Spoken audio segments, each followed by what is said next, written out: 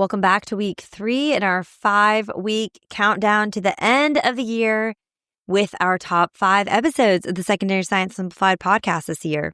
I'm excited because this week is another guest episode that made the top 5, which just, again, it shows how much you all love hearing other people talk on this podcast than me, which is great because I love hearing other people's voices more than my own too. So it's a win-win for everybody. I love these guest conversations so much, and I want to do more of them in 2026. But to do that, that means I need you. So if you are listening and you were like, I am a full-time high school science teacher and I could share about my experience, then I would love for you to apply to be on the podcast. There's a link in the show notes to do so. It's on rocketscienceclassroom.com/episode 213 for today's episode. That's 213. Apply. I would love to hear from you. But back to our number 3 most listened to episode of 2025. It is my conversation with Tiffany of AP Bio Penguins. Tiffany has taught high school science and math for 13 years. Throughout that time, she has taught AP biology, magnet biology, anatomy and physiology, pre-cal support, microbio, research class, high school support class. She's done a lot. And her passion, though, is teaching AP biology, which she has done all of the 13 years that she's been teaching. During her specialist degree, she investigated technology applications for education and created an independent AP review account known as AP Bio Penguins on Instagram, and just Google it, you'll find it. And on that account, she shares reels, resources, quick quiz games, and sometimes hosts Instagram live review sessions. So you need this account, especially as we wrap up this year and we go into a new semester and we move towards the AP Bio exam. Like, you need Tiffany. I'm telling you this right now. She has a BS in chemistry, a BS in biology, an MAT in secondary education, and an EDS in instructional technology. I'm like, where has she found the time? I don't even know.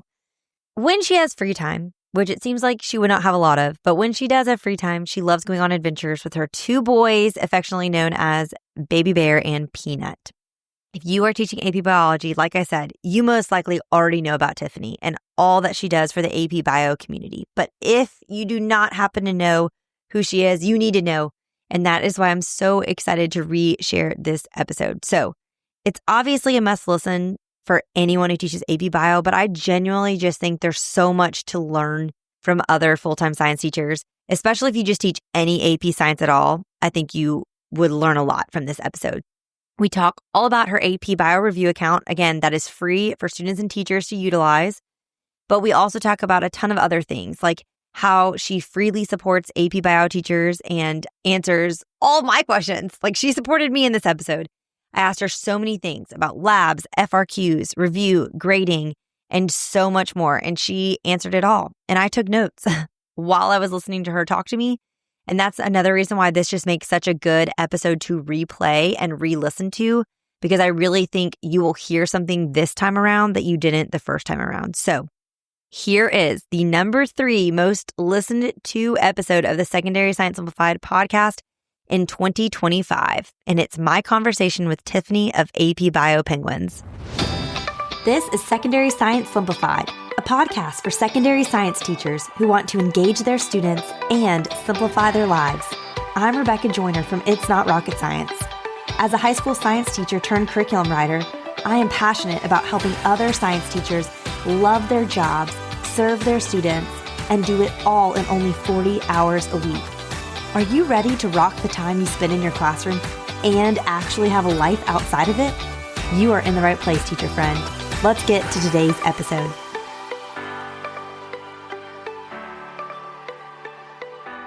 Hi, Tiffany. How are you? Good. How are you doing? I'm great. I'm so excited you're here. You have been very highly requested from my audience to be on the podcast. That's kind of nervous. You don't even be nervous. We're so excited to have you. For maybe people who don't know you, you're most known for being Tiffany of AP Bio Penguins, a review resource account on Instagram. So I would just love to know, just to start off the bat, like, when you started that, did you just do it for your students? What did you predict it being? What was like your initial vision? How did that all come to be? So I don't remember what year it was, but I had an Instagram for my class. And I still have the same Instagram for my classroom. And Instagram had started out this new thing with stories that you could put little poll questions and all these things. And it was set up, I think, originally just to ask funky questions. But I was like, wait a minute, I can use this educationally. So I started just posting questions each weekend to get my kids ready for their upcoming quizzes. And then they said, well, can you do this before the AP exam? So I would pull like random topics from the year out and then I would do it. And after about 2 or 3 years of this, I was like, wait a minute, I can help other kids of the world. Like they probably could use these questions too. So I posted it on the National AP Bio Facebook page. And these other teachers was like, oh, and there was this outpouring of a ton of kids to my page. And then I thought, wait, why am I having all these kids come to my school account when I could just create something different? And that's when AP Bio Penguins really got started. And I think that was either 2018 or 2019 when I created the second account. Okay, that's awesome. I love that you do it for free. I know that's been an intentional choice. And so do you want to share more about why you've done that? I think it's all about access. So the students that I'm working with, they're students. Most students don't have jobs. And if they do, they really shouldn't be needing to spend that money on educational stuff. Like, so it really becomes a bear of the families. And if your family can't afford to buy resources, why should that be the barrier for you to be successful on an exam? So I feel like it's all about equity of access. And I found that the free resources that are out there, they're sometimes not that good. So I wanted to make sure that there was something out there that I was giving to my students. And since it was no extra work to put it to the masses, might as well just make it available for anyone. So it started out being low impact for others, like low energy for them. But now I've kind of put in a lot more energy trying to make sure that I'm making something new for the kids every year. And I ask them, hey, what do you want this year? And so this year I'm making AP Bio Math Minutes. And so each day I'm posting like a math question about AP Bio. And so yesterday I did like the surface area of a sphere. And so each day I post a math video because that's important. And our kids sometimes struggle with math. Heard that. It is so important and it is also very hard. So wait, do you start doing this from the very beginning of the year? Do you wait till spring? Like, what does that look like for the AP Bio teacher listening that's like, wait a minute, I haven't been utilizing this free resource? So I have everything available on my website, apbiopenguins.weebly.com. Honestly, if you just Google AP Bio Penguins, you probably will pop up as the first hit. I have quizzes, games that I have open all year long. I've got review videos. I've got my 396-page review guide open all year long. I don't usually start the review stuff until I try to do February 1st, but with the exam being so early this year, right? May 5th, Cinco de Mayo, I had to start it at like January 26th this year, but it's just like me posting every day trying to help the kids. So usually it's just random TikTok videos throughout the year saying, hey, come be an AP Bio Penguin and access these resources. Because sometimes the teachers don't know. I think that about 50% of the new followers, they find me on their own and then they tell their teacher and then their teacher then can tell students. So if you're trying to use it all year long, it's just kind of accessing the website and using the things that are openly available all year. You don't really need to use the Instagram all year. Yeah, that's great. Well, we're going to link all that in the show notes too, so everyone can find the enormous review guide. How long did it take you to make that review guide? Or it just was like over years that you put it together? The first time I built it, it was only like 250 pages. And that took me the whole school year. I was just building it throughout the school year. And it was designed for the self-study student, like the student that needed, some assistance getting through all the topics. Since then, it's just been maybe 3 or 4 hours, like right before the review starts, where I just add in the new things. So at this point, I just add in like the new FRQ questions because it's designed that it's broken up by the units. So there are I can statements, there's topic questions, and then at the end, there are the released multiple choice questions and the released responses. So they're all like organized together in these little unit packets. I love it. It's beautiful. I was looking through like, this is an amazing organization. I'm obsessed. Okay, tell us more about for context for the listeners, like your situation at your school. Like, how many sections of AP Bio are you teaching? How many other preps? How many students are you seeing?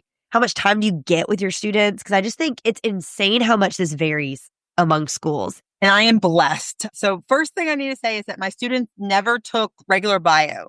So my class is a concurrent class. So I have regular biology and AP biology at the same time. So we're set up as a double block. Then I'm on block scheduling, so I have 90 minutes. That means I have 90 minutes every single day for the entire school year. Wow. My school starts in July almost. Like, so it's the last week of July, first week of August is usually when my school year starts. So I more or less I did the math. So if you go to school for 180 days, 90 minutes a day, I have 16,200 minutes with my students, which is 270 hours. So like, I know that some of the stuff that I'm able to do, is more than some other teachers can. So like, I know how we can kind of mold that in to allow for those that don't have as much time. You flip your lessons, you can do more of the in-class stuff, kind of hands-on stuff. And then you have the kids kind of watching different people's videos. If they've never taken biology, are they freshmen or what is the age range of your students?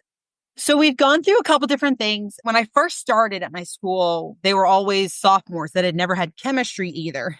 So I was teaching chemistry, biology, and AP all at once. Wow. Then a couple years later, we switched it to a mixed grade where there was 10th graders and 11th graders. Now we're all 11th grade, but next year we're going back to split grades. So when it's split grades, they won't have had chemistry. So I've got to teach that too. Right. It does take up a little bit of that time. And I do topics that are just for the state testing, while other topics are AP. So it's kind of a whole mix of everything all at once. That's all. And so like to say you have double time, it's not like you're spoiled. You have double the stuff too if you're having to do this whole foundation. So they're getting credit for like biology 1 and AP bio when they take yours. Correct. When I was in high school, our AP chemistry was like that, except it was Chem 2 plus AP Chem. And that's how we got our double block, which is so nice.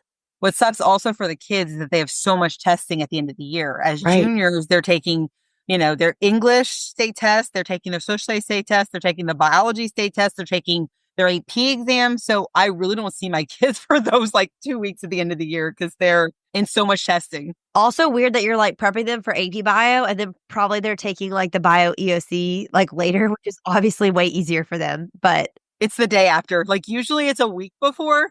This year, with the exam being so early, it's the next day. So on the 5th, we take our AP exam, and then the 6th, we take the next exam. So, oh my God. That's nuts. Okay, so about how many students do you have that are technically AP bio? They're all AP. Okay. 15 to 20. Like all the kids that are in my room are all AP. Okay. So because of the double blocking and just concurrent, it's the same group of kids each day. Although this year we did this crisscross schedule due to, we have another campus that the kids can go to. It's our career academy. And because so many students go there for dual enrollment, we had to make my first block on one day, my second block on the next, and the second block, first block. Like it's a crisscross schedule. Yeah, you're like, this feels overly complicated. Yes. Okay, so are you teaching honors and regular biology separately too, or is this all you're teaching are these double blocks? It depends on the year. This year, I do have honors biology as well. And that one isn't every day. That one's every other day. And we do an A-B system. So Mondays and Wednesdays are the same and Tuesday and Thursday are the same, but Friday alternates awkwardly. Yeah, got it. Let's make it super complicated. It sounds like, okay. I love who comes up with these schedules. People will email me all the time. They'll be like, I don't feel like I have enough time to do this. And I'm like, well, tell me how much you're seeing your students. They're like, well, on Tuesdays, we see them for 37 minutes. On Wednesday, I'm like, what is this? This is crazy. It's just funny. So you do get extra time, but you're covering extra stuff. So how are you balancing that? I think one of the biggest questions all AP teachers have is how do I get through all this content without just feeling like I'm just lecturing? So because I have 90 minutes, I chunk up my block. I keep them always moving. So we'll do something at the beginning that takes about 30 minutes. Then we'll do something else that's 30 minutes and the other 30 minutes. And I have my schedule, like I don't want my kids ever wondering what's coming next. So every Monday we take a quiz. It's always like clockwork. We take a quiz. Wednesday, same thing. We do a free response every single Wednesday. So they come in kind of knowing what the system's going to be. Fridays are usually my lab days. I have 90 minutes so I can do the whole 90-minute lab. So the goal is really to keep them moving. I start out with a lecture and then we do some type of hands-on activity that immediately applies it. If you're short on time and you don't have the 90 minutes, then you could flip your lesson. You could have a short little video for them to look at the information in advance, maybe have them reading their textbook, listening to a podcast, something of that nature. So you could have them doing something like that to introduce the information. And then they could come in and do a POGL, or they could do a mini lab or something hands-on that allows them to immediately apply the information they learned the previous night. So there's a lot of different modifications that can be made to allow for not overly lecturing. Right. How many years do you feel like it took you till you started feeling more comfortable teaching it? Because I think for the new teacher, the first year, you're like, this is so much, it's so hard, but you've got such a good system. Like, how long do you feel like it took you to start having a system? I'm blessed because my first year teaching ever was AP. Mm. So like I've never really known anything else. So it probably took me, I'd say 3 or 4 years before things started like flowing better. And I wasn't overwhelmed because I was really overwhelmed at the beginning because I was teaching myself this information because like I have a biology degree and a chemistry degree. But something about going back to the AP book and getting it to a level that the students understood and making sure I had everything, I would write notes for hours on end the night before, prepping my lectures, doing all this stuff. And I didn't have a support system. So these new teachers really need to find their support system, somebody at their school that has either taught the course or somebody in a neighboring school in your county. There's so many resources out there. And if you have nobody at your school, nobody in your county, us on Facebook will help you. The National Inky Bio Facebook It's group so good. is phenomenal. And then I write a newsletter. I don't really, trust the masses aren't going to student isn't going to somehow find this. So once you're in the AP Bio Facebook group, if you just search newsletter, you'll find my newsletter. I write a newsletter every month and it's designed for first year teachers. I tell you what I'm doing in my classroom. I tell you, hey, these are the FRQs that I like. These are the activities that I like. I give you the handouts for everything. I give you the links directly to them. So it's almost like here you go. This will help get you through. And once you find the activities you like, then, take, leave, whatever, but you now have something to build off of.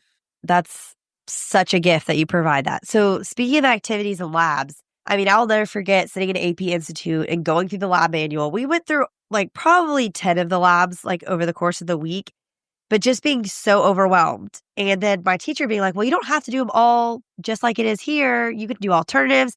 I just think that the decision fatigue and the overwhelm of like, how do I know which labs to do in the manual versus which do alternatives? Like, how do you balance that? Which do you think are the best ROI? Like, what's worth doing in its entirety? Do you kind of do your own version of everything? Like, if I'm going to put all this time and energy into prepping, or like even I feel like the labs in the lab manual, they're all like a solid week. Like your block, if you're going to truly do it how it's written out and really make it inquiry and all of that, it's really a long time. So it's like, if I'm going to invest and block out this much time, it needs to be worth it. I agree.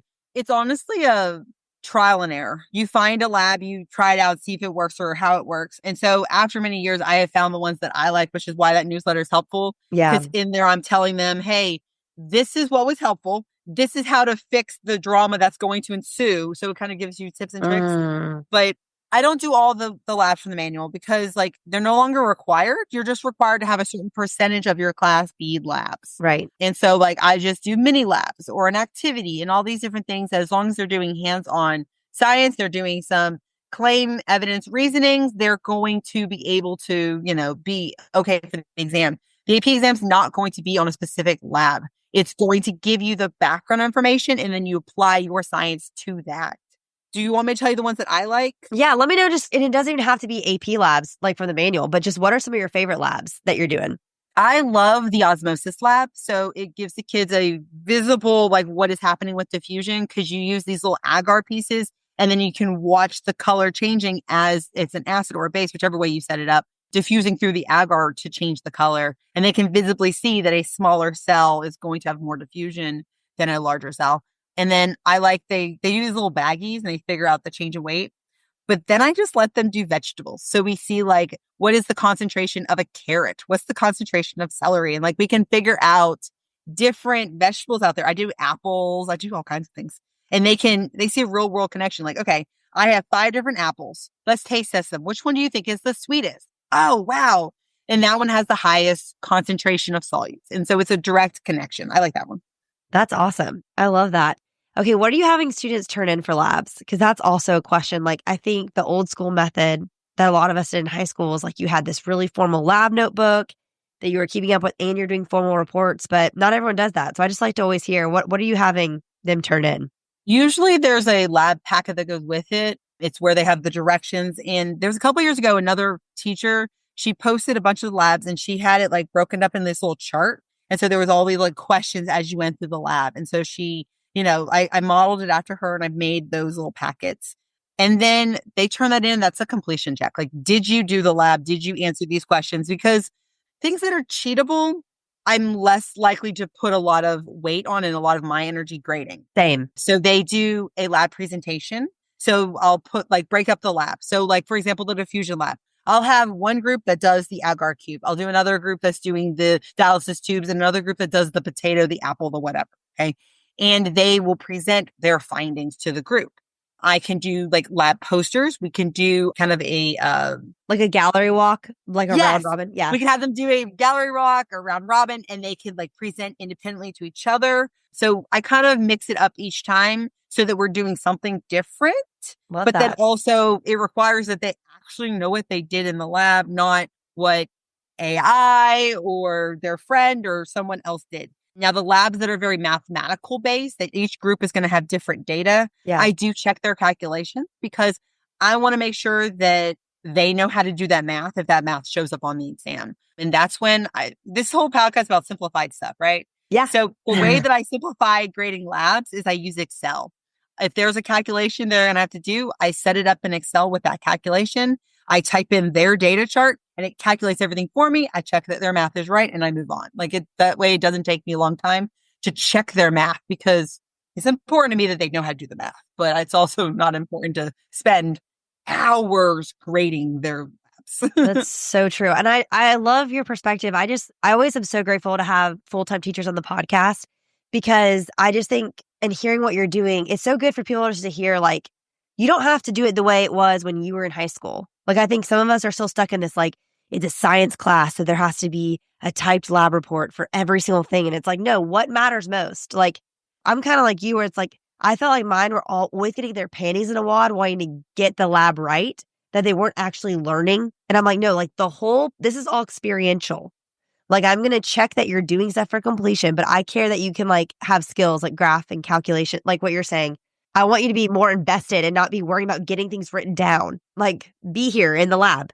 And labs in high school don't usually work out correctly. So it's interesting to be like, okay, what did you do? Like, what went wrong and why did it go wrong? So we can learn from these experiences because you're having these high school lab experiences and you're going to go off to college and you're going to apply that information, that knowledge, that experience to other labs. And depending on what you want to do in your future life, then you're going to need to use those tools. It's so true. I always say, I'm like, error analysis is the most important thing we can learn from a lab. Like, I think to be a successful teacher, you need a certain dose of humility to be okay up front that like, if the lab doesn't go well, it's not necessarily your fault. Like, who cares? Let's just learn together why it didn't go well. Exactly. Okay. So I love that for what you turn in. I like how you kind of switch it up. Let's continue on that conversation of grading, just in general of all the things they're doing in your class. What are you actually collecting and grading for accuracy? How do you motivate them just to do stuff if you're not grading? I feel like a lot of people have a problem with that. So I look at everything. So I'm one of those teachers that if I'm going to ask you to do something, I'm going to look at it. When I was in my student teaching, there was a teacher that I worked with, and she had this check plus, check minus system. It's a progressive grade. It's do you understand the information? On those things, I'm checking them for accuracy. I'm assisting them with their issues and their errors, but I'm not putting a hard grade on it. The lowest grade you'll make is an 85%, which is a check minus. That means you are clueless, but it at least gets them to try. Like, I'm not asking you to, have all the bells and the whistles. I need you to just at least put your foot forward and try something. And that's kind of one of my take-ins is that I can get them to at least try the math, try to do the work, and then we can readjust and realign. For responses, I definitely grade for accuracy, but I have a scaling that I use with the national averages. So to motivate the students on that, I don't think I've mentioned my FRQ notebook. I think later on we'll talk about those. Yeah. But I have this FRQ notebook.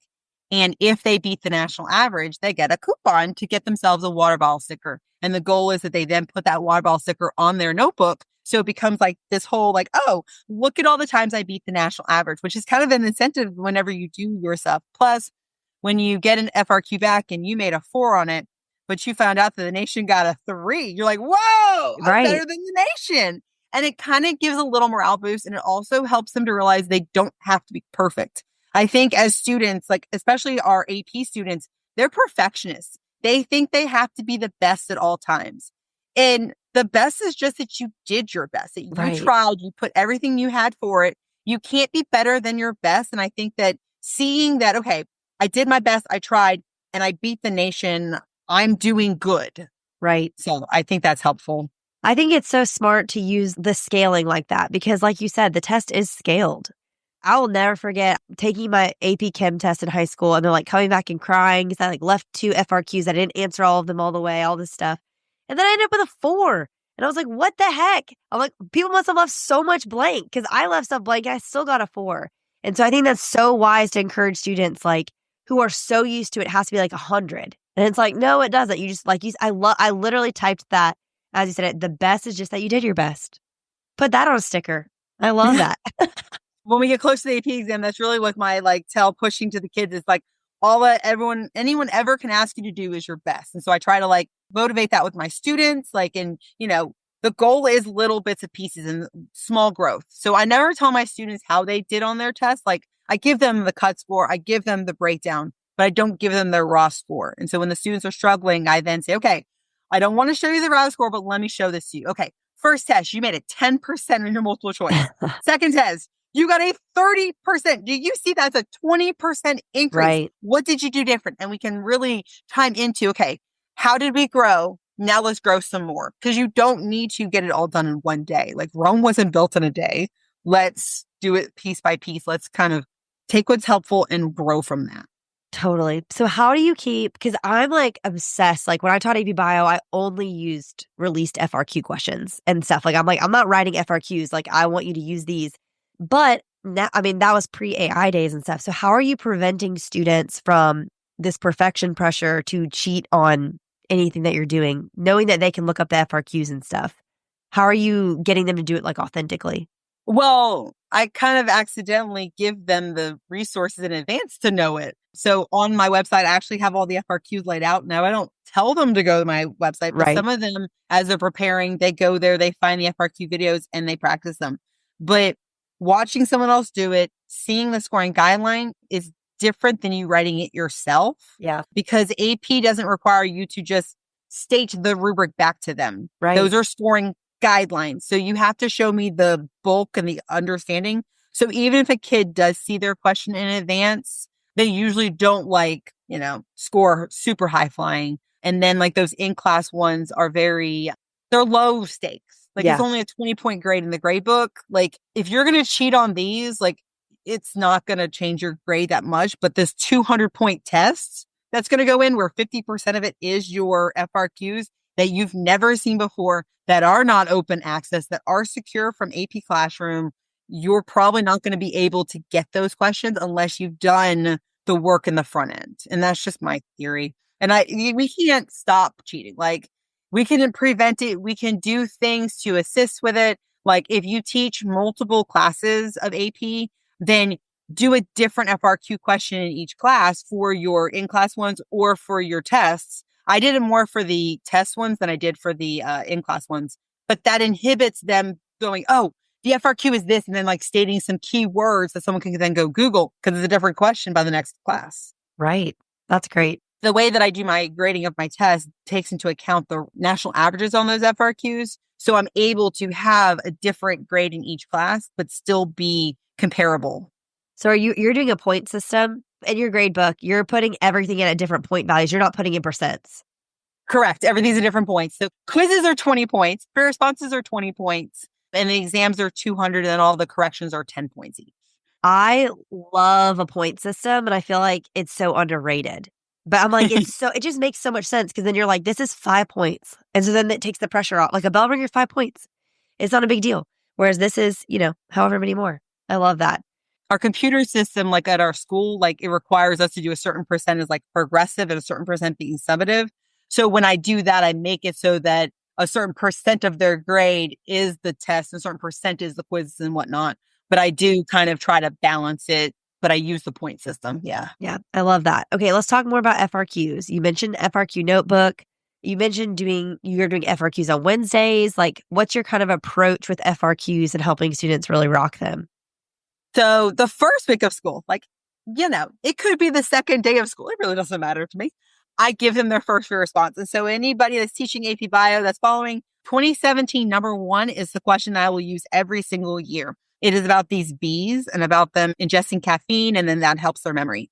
But the question does not require any type of biology knowledge. Like, it's a graphing question. So can you graph? Do you know how to do error bars? And then it's about bees and pollen and like, I'm sorry, like the kids know about bees. Like they've known about them for years. So it's a really easy question to kind of get them started with it. And then, so as you said, I do the free response notebook. And so what they do is they'll glue the question in, they'll write their answer, and then they glue a scoring guide in. And so first semester, they score themselves. So they'll go through that scoring guideline and they'll check their own answers. And they highlight in the question where they got the point, and then on the rubric where they got that point, so that I can see, okay, this is what you think you got. This is where you think you have it. So I can assist them, like, you didn't go as in depth as you needed to here, or your word choice isn't as preferable as it needed to be. I don't think AP would take that. And it allows me to realign them. And then for their corrections on it, they just rewrite the exemplar. So on AP Central, they have all these exemplars of like the person who made the perfect score, and they'll just rewrite that. And so it lets them see in kid speak what would get them points. Like, how do I best write these free responses to get the most amount of points out of them? And that's, of course, in their FRQ notebook. And so like by the time they get to the AP exam, they've got these all aligned. I grade their FRQs, so for accuracy, and when they grade themselves, there's like a accuracy scoring, like how close are you to me? So it makes them be honest with themselves, like, I really didn't say this like I needed to, like I was on the right track, but I didn't say it. So it helps them to get that understanding of how they need to write FRQs. And then second semester, they flip papers and they score each other. So can you get someone who is not your teacher and not you to understand what you're saying? Because come May, someone else is grading them. It's going to be some college professor, some other AP bio teacher. Can they read your handwriting? Can they understand what you're saying? Like, it's about making sure they are clear in their writings. So in that first semester, are they grading themselves first, and then you're looking to see it and their own grade, or so they go first? They go first. So as soon as they are done with the FRQ, I give them 20 minutes in class. So if they finish before the timer goes off, they get up and grab their scoring guideline and start grading. If not, then the timer goes off and they grade it. And then they glue everything, they turn it in. And then I am, I don't like to have things hanging over my head to grade. So I do grade them at night. If you're wondering how I'm able to grade FRQ so fast, it's because I'm an AP reader. So every year we're trained to how we can efficiently, appropriately grade FRQs. And so I'm able to kind of get them done in a relative short amount of time. Some teachers, they are unable to balance the grading of them. And if you have a short time period, then having them grade each other is still a helpful tool. Yeah. And having them grade themselves is still helpful. So, maybe pick one a month that you're going to take home and grade, or like kind of balance it that way. Cause you don't have to grade every single one, but it is helpful to help your students realign. And I love that you do it so early in the year, because I think one of the huge things, like when I taught it, was convincing my students to not be distracted by, like, I can just think of one student in particular who's, I use that question being like, I don't know anything about bees. And it's like, no one's expecting you to know anything about bees to like answer this question. It's like getting them over that hump of like, they're giving you all the information you need. It's like, can you analyze it and discern it and then utilize it to, answer these questions? So I love that you're doing that early on. I think that's great. Okay. So, and is the FRQ notebook like a composition notebook?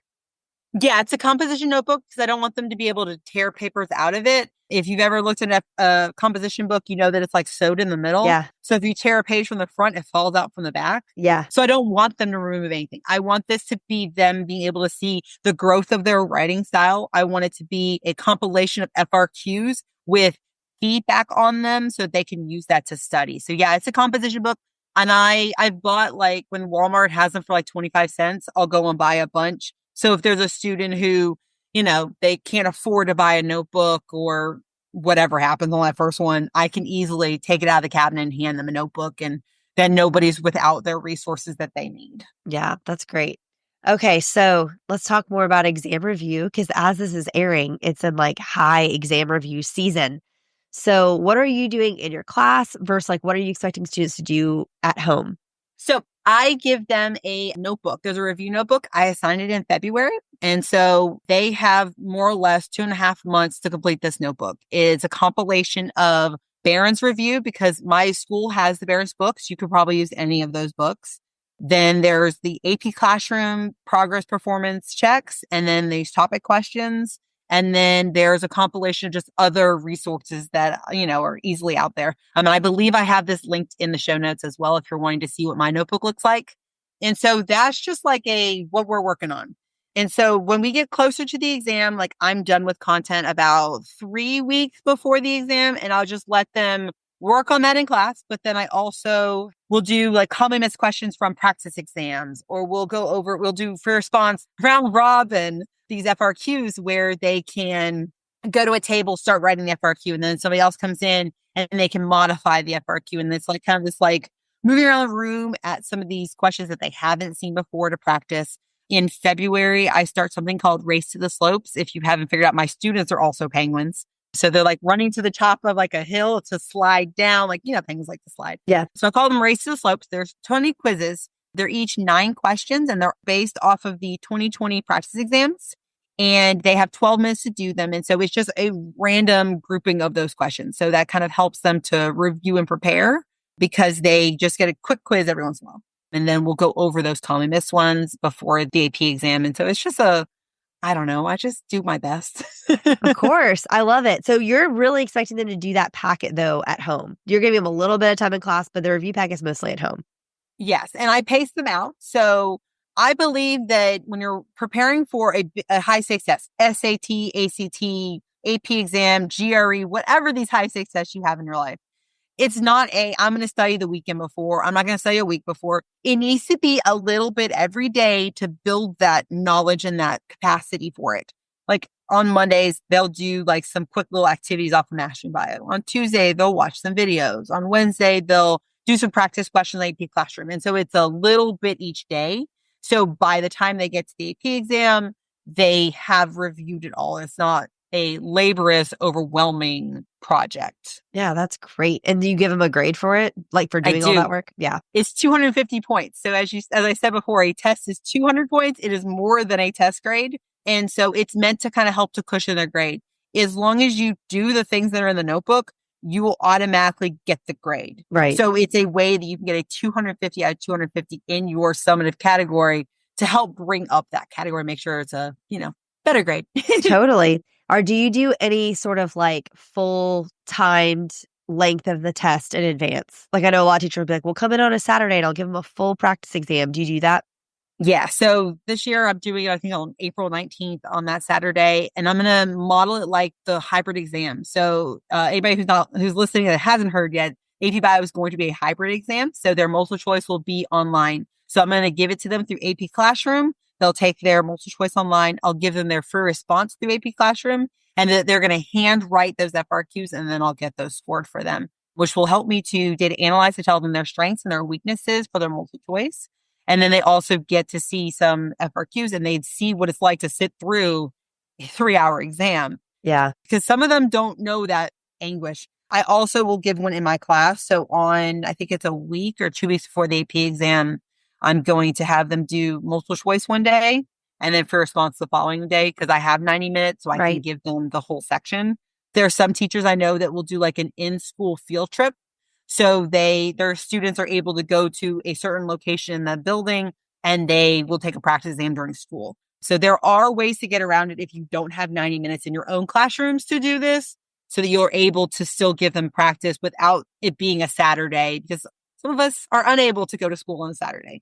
Right. So what is your advice then? I don't know if you struggle with this, but there's always those AP students that are in like 4 APs at the same time. And so they're having a hard time doing all of the extra stuff because they're doing it in 4 of their classes. So do you have any advice for the teacher who has those students? It's kind of exasperating. That's my students. My students are in many, many AP classes. So it's all about helping them find their balance and finding their schedule. So early in the year, I tell students, hey, if you need help with your balance, let me know. And they'll give me a list of all the classes they're taking on what days. And then I build them a schedule. And then they modify the schedule as they need. And it does kind of help them to figure out, okay, I do have more time in the day. If I don't play with my cell phone and I don't do video games for 4 hours a day, I can get all my work done. Yeah. So it does help them with that. Sometimes they see kind of overlaps in the information or they see overlaps with like their friend groups. So I have some that are extracurriculars or do sports, and there's other people from their classes in that sport or that club with them. And as they're doing their warm-up throws, they make sure they warm up with the same kid and they quiz each other as they go back and forth. So it's kind of about using your time wisely. When you sit on a bus, instead of listening to your music, you could be listening to a podcast about your subject or watching a video over the information so that you're, not wasting your time. But I don't think that your life should be full of school. So there's a balance. It's tricky. Yeah, no, it's tricky. So that's why I always like to ask. I think that's great that be like, let's just look at your schedule together and like come up with a plan. I think that's really kind of you to do that. Okay, so when this is airing, it's going to be contract season. So some teachers are going to be finding out like in the next few weeks that they're going to teach AP Bio for the first time next school year. And so what would be your best advice for them? Because they might be feeling excited, maybe a little anxious and overwhelmed. What would be your advice for them? First thing, go ahead and join the National AP Bio Facebook group. In there, there's tons of tools and resources that will help support you. Number 2, download the CED. So the curriculum and exam description from AP Central. And the exam and the stuff is changing slightly for next year. So make sure you pull next year's information and map it out. Okay. Say, okay, the exam is going to be roughly this date. How long do I want for exam review? How long do I need to spend in each unit? You don't have to tell exactly what you're doing every day, but reverse engineer it, figure out when you want to be by what time of the school year. And then, things come up. We're going to have random pep rallies and other stuff that goes in. And then once you get that built, figure out how you want to run your class. Like, so I said that I do FRQs every Wednesday. Do you want to do an FRQ each week? Go ahead and just build that in and just kind of figure out the big picture of the topics you want to cover by when. And then as you work through it, you can figure out specific labs and activities. I would probably stick with the AP labs and making sure that I do like at least one per unit while you're trying to map. Just look at the ones that are available and pick one of those. You do not have to do everything. So just find something that works with what you have in your building, because we all have different tools in our building. And then, of course, if there is somebody at your school who is currently teaching AP Bio, go ahead and talk to them. Say, hey, what did you feel were the best labs, or what did you feel were the most important components for me to do in my classroom? Get whatever you can from those previous people. And I'll be honest with you, like, I got many things from people before I started teaching, and I probably have never opened half of those things. Yeah. But it's good to have that toolbox. If you're in a bind, you're like, I really need an activity on, I don't know, evolution. You can quickly go and grab the evolution activity, look over and say, okay, yes, this is perfect. I'm going to use this versus, the aimless searching through the internet. Like sometimes the internet doesn't give us the best things. Right. And that's where I have a love-hate relationship with that AP Bio group, because it's amazing. Like you should 1000% join, but then you're overwhelmed because you're seeing people who have taught it for 15, 20 years. So they're really doing a lot of extra stuff because they have the capacity. So you have to kind of protect yourself in there, but it is so valuable. I'll link that in the show notes too. When you're talking about like your first year, it's important to just remember that you're doing your best. All you can ever ask the kids is to do their best, and all they can ask of you is for you to do your best. So do not worry about trying to like be the bells and whistles and do everything, because there's no way to do everything. If you look at my website, you'll see like, oh my God, she's amazing. But that is a multiple years of curation. That is not anything I do in 1 year. My master's professor said to me, pick one thing you're going to do right each year. And after a couple years, now you're going to have multiple tools in your toolbox. So first year, second year, whatever year it is you're on, pick one thing that you're going to do right. So your first year, you're just going to survive that year. Literally. You're just going to prepare the kids the best way you can and just get through it. And then once you figure out what things you liked and didn't like, you know how to modify for future years. Don't worry about being the perfect teacher. You're going to do your best, and that's all anyone could ever ask of you. Yeah, I had all my AP students I'd already had for biology at some point, and I write all my biology resources from scratch because it's like my passion and I love it. So then when I had them for AP, they were like, what is this trash? Because I was just like pulling anything I could find. Like it was not nicely formatted. It was not pretty. It was not my aesthetic. But I just was like, guys, I'm pulling stuff the night before. Like, I'm learning this with you. And I was just honest with them. Like, we're going to be figuring it out. This is not going to be my normal effort, because it's not going to be like the 10th time I've taught this, like it was when I had you in honors bio. Which, speaking of honors bio, I know yours is unique because you have the block, the double block, and they've never taken bio one. But I feel like most places, people take biology first and then take AP bio later. What do you think those Bio 1 teachers listening should be focusing on to help prepare those students well if they are going to take AP one day?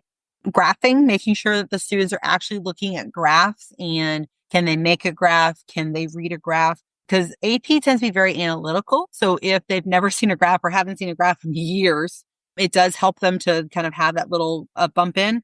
Also doing like CERs. If you could just do like one CER a week, you're at least helping them to make connection between the content that you're teaching and then the why, if you may. So I think that definitely putting those kind of things in, you have to prepare for your own class, but if you're able to kind of help them understand the importance of reading, understand the importance of, looking at diagrams and being analytical, then it will help them in AP. Yeah, that's great. Okay. Student apathy. Everyone wants to know, how are we managing? Because it's hard out there. So how are you motivating unmotivated students that you may have? So this is totally the answer that everyone gives, and I'm so sorry, but it's about relationships. So if your kids have a relationship with you, if you get to them at their level, then it really does help. So I have a student who's currently struggling, and I pulled her aside. I was like, hey, what's going on? And she, opened up. She told me what was going on at home. And I was like, you know what? I get it. I've been through that. I know what you're talking about. And we work together to try to get to a level of, okay, I need you to do this much work. And I understand you're going through that, but this is the level that we need to be at. And kind of she works with me and I work with her and we get to a good ground. I also have students who they see how hard I work. And your kids know if you're being honest with them. They know if you're being, real. So be real with your kids. Don't try to be like this amazing person on a stage. Like, oh, I went through AP Bio and I was perfect. So you should be perfect. No, like we're real people. They're real people. Let's actually be real. They see how hard I work. And sometimes they don't care about biology. They hate biology, but they're willing to do the work because they like me and because I'm going to come into class. I'm going to give my best and they want to give their best for me. Like I've had kids like come after the AP exam, like, Michelle, I'm so sorry. Like I did my best, but I just didn't know the stuff. And I say, that's okay. I'm proud of you. I'm so excited that you did your best. Like that is all anyone could ever ask of you.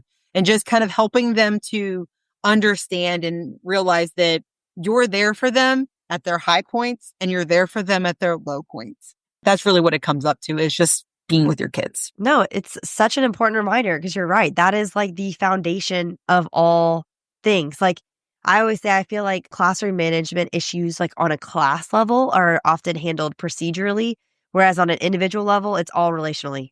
Like you're having conflict with this one student or this small group, like you got to get in there with just them and you guys have that connection. I think that's so important. Switching gears before we close up, is there a concept you feel like you teach really well or like maybe in a unique way that you would love? I would like to give you a chance. I know you're not going to want to humble brag, but just like let us know. I always think it's encouraging to be like, if you have something you're like, I'm excited by how I teach this. The activities that allow them to really interact a lot kind of help me or I feel like are really good. So we model what the sodium potassium pump looks like with a neuron. So they get to use little pom-poms and they throw those at each other. So I do that really well, like modeling. We also do electron transport chain. I have them standing on the table, one kid's sitting on the table, and we basically make the electron transport chain and they pump the protons across the membrane. So it allows them to visibly see the movement of the protons. And then they understand, okay, that's why there's a lower pH, a higher concentration. That's how we're able to, synthesize ATP and it allows them to actually touch the information. We use Kim Foglia's transcription translation activity. We use the 3D molecular design stuff. Anytime that they're able to really have hands-on stuff, I feel like is when they do the best in understanding and less of me on the stage because I could tell you something until I'm blue in the face, but until you actually have to do it yourself, that's when you really learn. It's so true. They love anything like physical. It's super helpful. So helpful tools and resources, things like AP Classroom, AI, there's so many websites nowadays. What are those things are really helping you right now and how are you using them? I love HHMI. So if they have not used HHMI Biointeractive, there is a massive resource and they're all free. They give you the teacher handout. They give you a student handout. They oftentimes there's manipulatives. You can print those manipulatives out. They've got videos that collaborate with them. So I love their HHMI stuff. Learn Genetics is a lot of fun. It's very like niche. Like there's only like the stuff about genetics up in there, but I do like the mouse party with there. So they can look at neurotransmitters and they can see the connection of, cell communication. Cause I feel like that sometimes we get so like honed in on what's in the AP Bio textbook that we forget that biology is life and like you can use other examples. And the AP exam isn't going to use directly stuff from our textbook. They're going to give them some other example that they've got to apply. So let them do some fun stuff like Learn Genetics has the mouse party. I love mini PCR. They've started this new online digital like lab thing. And so they're able to walk through. So if you don't have the mini PCR software at your school, then you can easily use the online. You can act as a guest and you can access everything through those labs. And I did that when we were virtual for snow day recently and the kids loved it. That's awesome. Are you using AI at all? I hate AI. AI is not my friend. So I've been to many trainings and in those trainings, they talk about that you can use AI to formulate lab data. And so I find that that's a good way that we can maybe create our own FRQs. You mentioned that you didn't like writing them when you taught the class. So this is a way that you can take some pre-made FRQ, but then change the data so that they have to analyze it differently. They've got to graph something different. So it allows us to open that up. I think that AI could be good in terms of helping students write better, but I still haven't jumped completely on board with the use of AI. Yeah. I'm still super hesitant. I feel like the more I force myself, the more cool things I find, but it is such a learning curve. It is. How can you appropriately type the stuff in there to get it what you want? Like I sit there for hours, like, I'm going to do this. No, I don't want that. I want this. Like, and you just keep trying to get it to understand you. And it's a lot, but I love that idea about the FRQ and changing out the data. That's a great, simple idea. I love that. Just be careful because AI is not logical sometimes. So some of the data does not make sense. I think the example that the person used at that training was they did different plants and they had come up with some plants that just didn't exist. Yeah. So just be careful when you're looking at those things that you actually ensure that you've got real things. I know. I always say AI sucks at science. It's very smart. I'm good at science. So, okay. Last question I ask every guest because this is the Secondary Science Simplified podcast. What is one way you simplified your life recently? It could be in or out of the classroom. Can it be 3 things? Of course. Why not? So one thing is there's a book I read by Robin Jackson. It's called Never Work Harder Than Your Students. I've looked at this book like, really? I have to read this book? Like, come on. And as you're going through the book, it had a really good resonating topic. And that was, if your students know what to do when they don't know, then they can do it before they don't know. I know that sounds weird, but so like if you give your students remediation based on their quizzes or their tests or whatnot, and they have to do XYZ, if you already make XYZ available before they take that assessment, they can do that in advance. And so it's kind of like they will do better on the assessment because they had all those resources that you were going to remediate them with. So that was kind of one thing I took from that book. I also use mail merge like all the time. So I give my quizzes on paper, but then I put them into Excel. And so Excel allows me to then send out a personalized email to all the students with how they did on their quiz with like breakdown of, okay, in this section, this is how you did. This section, this is how you did. I also have personalized feedback for each individual answer. Like, okay, you got number 1 wrong. Here kind of helps walk you through like how to better understand that information. So it resists the students from needing to cheat because like, you've now explained to them that question. You've helped them to better understand it. And I mail merge that way. Parent communication, same way, mail merge. So, you've got 100 kids in your class. You have to send an email to every parent telling them how their student is doing in class.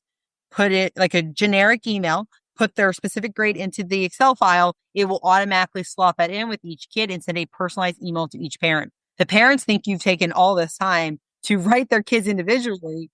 But in actuality, it took you maybe 30 minutes to write the email, maybe 10 minutes to put the data in Excel. You press send, and now you've got 100 emails gone out personalized to the parents with their students' information, which is great. And then, as I said, the lab report grading with Excel as well. So I guess it was only 2. How'd you learn all of that with Excel? You just self-taught? Another teacher said they did it, and I rolled my eyes at them for about 5 years. And then one day I, saw them do it and I was like, this is perfection. I can put them in groups. I can randomize practice worksheets. So like if I want to do, I don't know, genetics problems, I can switch out the numbers on the problems and they each get a different worksheet, which can inhibit cheating. So there's a lot of tools for it. It just makes it so that I can automate quickly. I love that. Excel's like your original AI, You've been doing it before AI was even cool. Mail merge isn't even new tech. I Yeah. think it's probably been around since like the 70s or 80s. Like it is not new tech. I know. I've been printing Christmas card labels with mail merge for decades. So Yes. hey, thank you so much for coming. How can our listeners find you? What's the best way? Your Instagram, your website? What would be the best way to connect with you? To connect with me is honestly on Instagram, AP Bio Penguins. If you're wanting resources, it's the website. So apbiopenguins.weebly.com. I have a ton of resources that I share out on my Instagram. That's when I tell the students about new things, but everything is housed on the website. So if there's a resource you're looking for, that's really how you'll get to everything. It's all a data bank there. That's awesome. Seriously, thank you so much, Tiffany. I really appreciate you coming. Just remember, AP Bio Penguins are just success. Bye, y'all. Thank you for listening to the number 3 most listened to episode of the SSS podcast in 2025. You can find the show notes with all of the links mentioned, including the survey for next year where I want to hear all about what you want to hear about on the podcast, as well as the application for you to come on and be a guest. All of that, plus all of the links, of course, that Tiffany mentioned at itsnotrocketscienceclassroom.com/episode 213. That's episode 213. And before you just turn off your phone, I want you to go to Instagram right now and follow Tiffany at AP Bio Penguins. And while you're there, I would like for you to follow me too at It's Not Rocket Science. I am so close to 10,000 followers there. And I'm fully aware that this is just a vanity metric and means absolutely nothing. But the end of this year will mark 10 full years of It's Not Rocket Science. And I just have all these little silly goals, silly vanity metrics I want to meet. And one of those is 10,000 on Instagram.